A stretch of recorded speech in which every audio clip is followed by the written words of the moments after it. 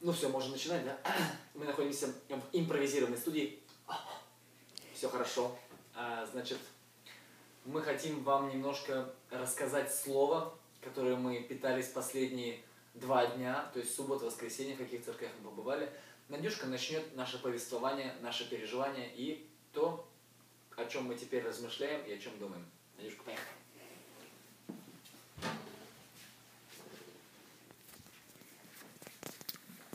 Начинаем с самого главного. Это с преодоления собственных барьеров перед камерами. Вы видели, что видео я записывала мало, но сегодня тем, что мы получили, я бы не могла не поделиться. Сейчас воскресенье вечер, и за последние 2 дня мы побывали на 3 собраниях.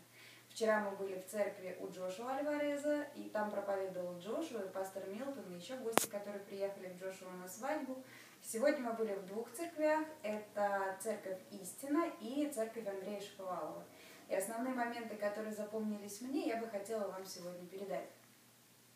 Пастор Джошуа Альварез говорил слово о том, что он специально, Господь ему положил на сердце сказать об этом слове перед его свадьбой.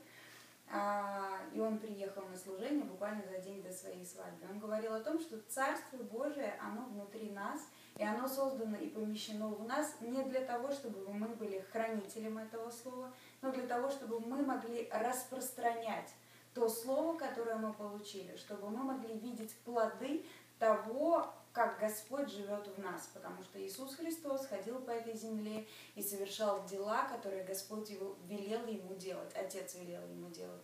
И мы не просто должны быть христианами, которые, слава Богу, мы спасены, но мы должны распространять то, что мы получили, чтобы Господь мог являть свою силу, свою славу, и чтобы церковь жила не на словах, и каждый христианин жил не на словах, но могли видеть плоды сочные, как он показывал, что в Библии написано, что вот виноград, который приносил плод, в еврейском переводе было написано, что туда можно было буквально подойти, чуть-чуть разрезать, и само вино уже готовое лилось оттуда, так же, чтобы и мы были плодоносны.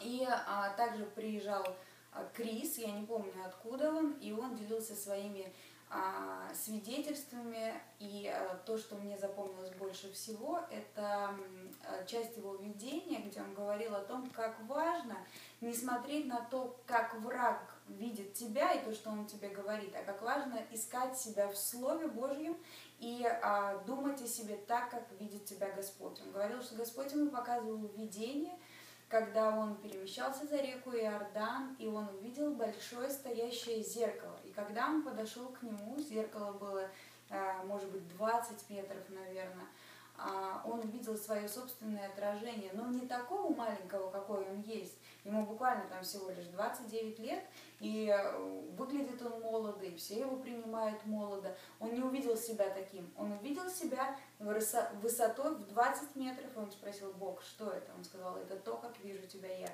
И поэтому он приводил местописания, всем вам известно, когда Иисус Навин со своей командой ходил в землю обетованную, чтобы ее взять, и когда они вернулись обратно, большинство из них, 10, по-моему, или 8 человек, сказали о том, что мы как саранча по сравнению с теми, кто там, и поэтому они сами себя назвали саранчой. И то, как ты видишь себя, так враг видит тебя. Поэтому запомни, это очень важно, питаться словом, смотреть, кто ты в слове, потому что то, как ты видишь себя, так же враг и оценивает тебя.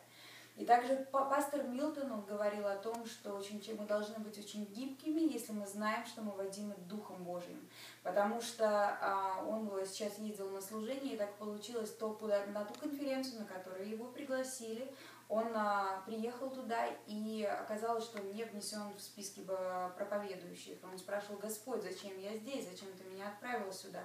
И Господь его послал проповедовать, я не знаю, как он мне рассказывал подробности, как это произошло, но к цыганам, которым он проповедовал много, и открывались двери в разные церкви, и там тысячи людей каялись, и вот что значит не ожесточиться и не увидев ситуацию, не разозлиться на нее, но спросить, что в этой ситуации я могу сделать по-другому. Быть гибким, потому что Господь нас постоянно направляет, чтобы мы были водимыми Духом Святым.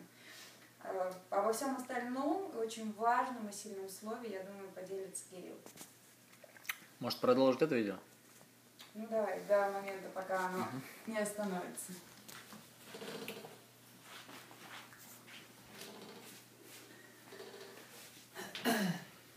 Откроем с вами место Писания, значит, 1 Колоссянам. Шуточка. Плохая шуточка, но ничего. 5 минут, я предполагаю, что вырубится скоро. Нужно быть быстрыми. Тогда можно просто нажать на паузу. Во втором видео продолжайте смотреть.